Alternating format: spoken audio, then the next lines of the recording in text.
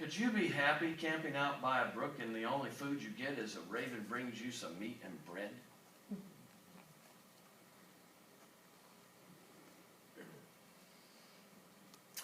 The Israelites were out in the desert and they had manna coming down from heaven, and Jesus, when he talks about it and tells the Israelites that I am that manna that came down from heaven, he also says this, and your fathers despised it. It was not enough for them.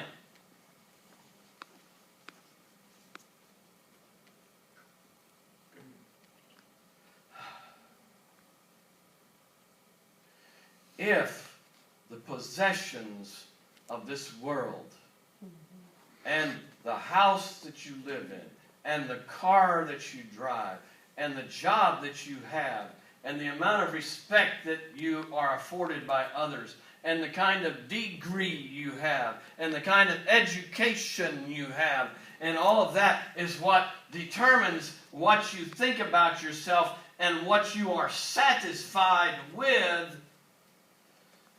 Sorry, it may be that you can't be activated as one of the ones that says with power, the king is coming.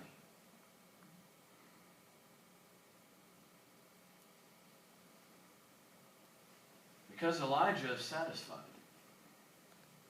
He hears the word of the Lord. He gives the word of the Lord. He hears the word of the Lord. Go down to the place where the brook represents the cutting of covenant. And there, ravens will feed you. While the rest of the land people are starving to death.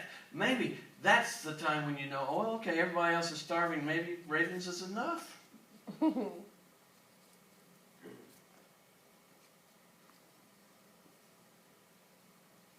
But when Elijah first went down there, they weren't starving. How long he stayed there, we don't exactly know. But when he goes to his next stop, we know that there's been a famine long enough so that the woman says that I was just going to have a little meal and we're going to look at it right now, and then I was going to die. But before I want to go there, I want to tell you something else.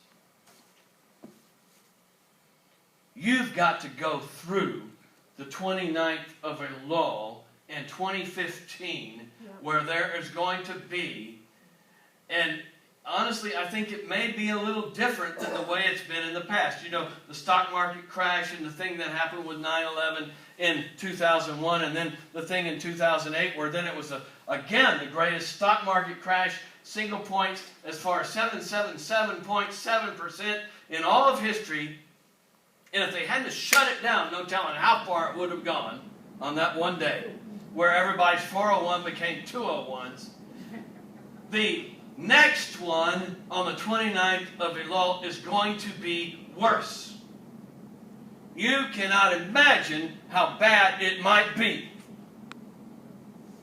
Last night I said, I believe there are going to be 20 major banks, at least in the United States of America, that fail. I'm talking about major. Citi, Chase, etc. Barclays, Wells Fargo.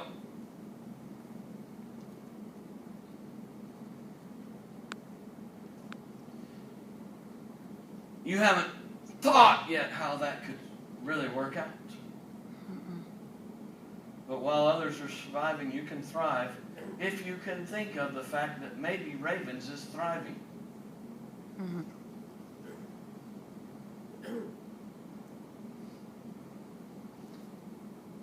The widow we're going to look at in just a moment, for her, a little oil and meal every day to make cakes every day was thriving.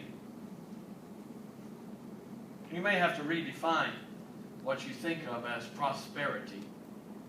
We may have to all come to grips with that in a different way. But in the past ones that happened, not in 2001, but in 2007 and 8, there was a lot of signs that this was going to happen with Fannie Mae and Freddie Mac and things that were preludes to what was going to happen on the 29th of Elul. I don't know this is a fact, but I've got a kind of a gut feeling that everything is going to look real good and people are going to think we're more prosperous than we've ever been ever before as a nation. And the Dow may be over 17,000 before this next one happens on a weekend. It may be, except for people who know, and it may be a real shocker.